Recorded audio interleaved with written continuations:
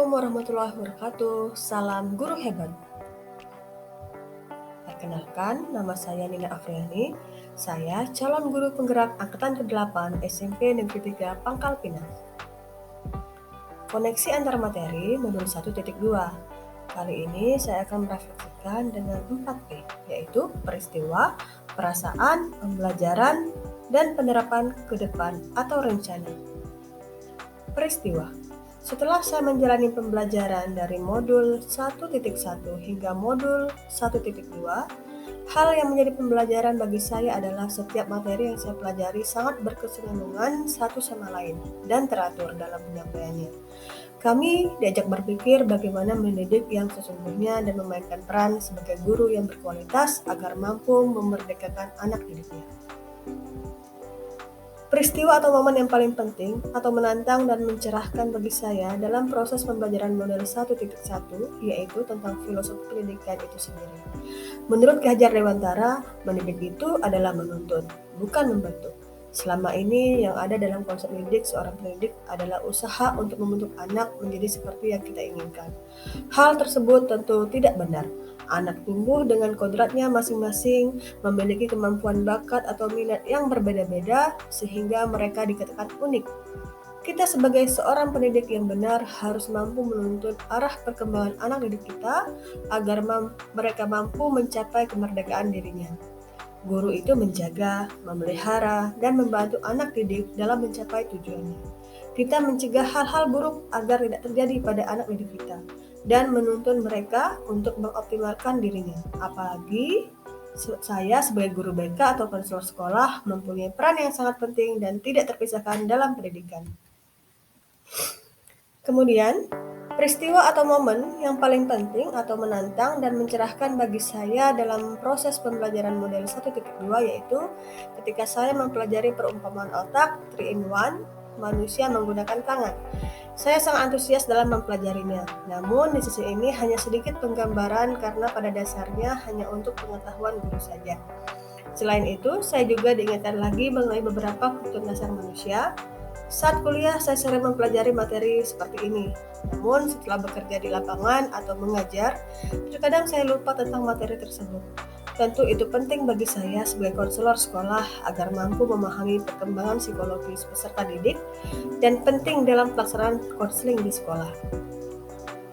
Nah, kaitan antara modul 1.1 dan modul 1.2 yaitu yang saya pahami adalah bahwa untuk menjadi seorang pendidik yang benar, kami harus mulai dari memahami dan menghayati makna pendidikan atau pengajaran yang sesungguhnya, yaitu menuntun. Guru tidak boleh melupakan perannya sebagai seorang pendidik. Dalam mendidik, guru harus memahami kondisi psikologis peserta didiknya. Apa yang mereka butuhkan, apa yang mereka cari, apa yang harus mereka kembangkan, dan apa yang harus mereka hindari, serta tujuan akhir yang mereka inginkan. Saya sebagai guru harus mampu memfasilitasi peserta didik untuk menemukan apa yang mereka cari. Tentunya dalam hal yang positif, guru harus menyadari, menanamkan, serta mempraktekkan nilai-nilai seorang guru penggerak agar proses pembelajaran menjadi bermakna sesuai dengan cita-cita pendidikan, sehingga menghasilkan peserta didik untuk memiliki profil pelajar Pancasila yang diantaranya beriman, bertakwa kepada Tuhan Yang Maha Esa, dan berakhlak mulia.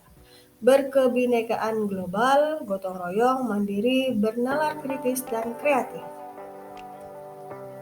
Selanjutnya, selama proses belajar modul 1.1 dan modul 1.2, saya bertemu dengan guru-guru hebat yang bekerja keras agar menjadi guru yang berkualitas dan berkompeten di bidangnya. Selain itu, saya juga bertemu dengan instruktur, fasilitator, dan pendamping individu yang luar biasa prestasinya dan mempunyai jam terbang atau kesibukan yang tinggi. Dari mereka, saya banyak belajar bahwa untuk menjadi pendidik yang berkompeten harus melalui kesulitan dan tantangan. Tidak mudah mencapai prestasi yang begitu banyak. Tidak ada kata tidak bisa jika mau berusaha. Dan tentu juga berdoa. Setiap orang memiliki kualitas dan kuantitas yang sama. Tinggal bagaimana mereka mau mengambil atau meninggalkan kesempatan itu. Yang kedua adalah perasaan. Nah, memiliki perasaan cemas saat mengikuti pendidikan guru penggerak itu adalah pasti. Apalagi harapan orang pada umumnya bahwa mengikuti guru penggerak itu jika lulus maka akan jadi kepala sekolah. Terus terang motivasi saya mengikuti pendidikan guru penggerak ini tidak lain untuk mengupgrade wawasan diri, ingin belajar dan berkembang sebagai seorang guru. Jadi saya sama sekali awalnya tidak mau melalui pendidikan ini karena terus merasa khawatir akan konsekuensi yang akan didapatkan, yaitu menjadi kepala sekolah. Namun sekarang kekhawatiran itu perlahan memadam karena seperti yang dikatakan oleh pengajar praktik bahwa ketika lulus menjadi guru penggerak itu tidak harus jadi kepala sekolah. Guru penggerak hanyalah salah satu syarat untuk menjadi kepala sekolah.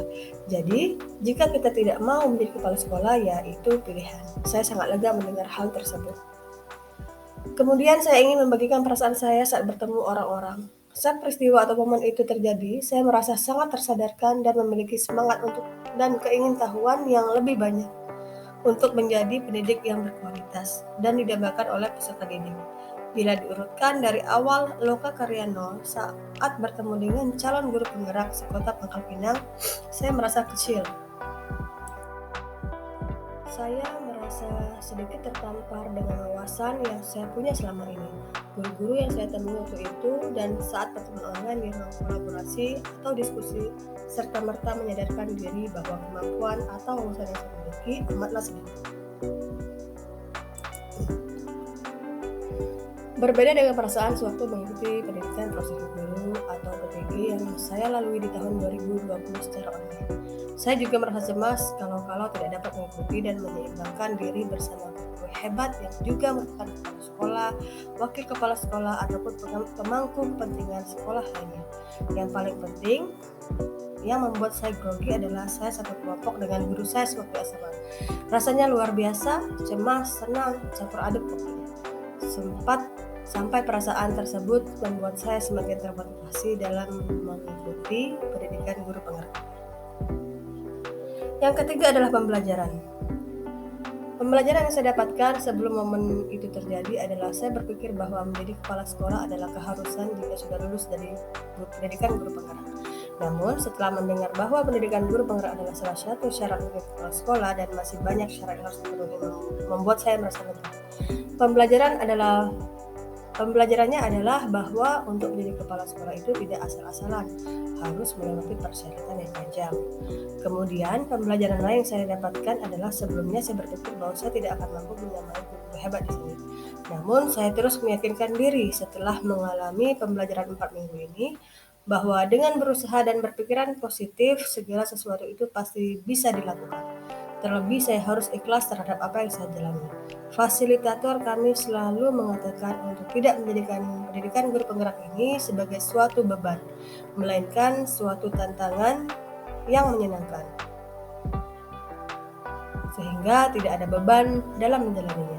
Motivasi itu berhasil masuk ke dalam diri saya, sehingga sampai sekarang saya menikmati apa yang saya kerjakan di dalam pendidikan guru penggerak. Penerapan ke depan atau rencana.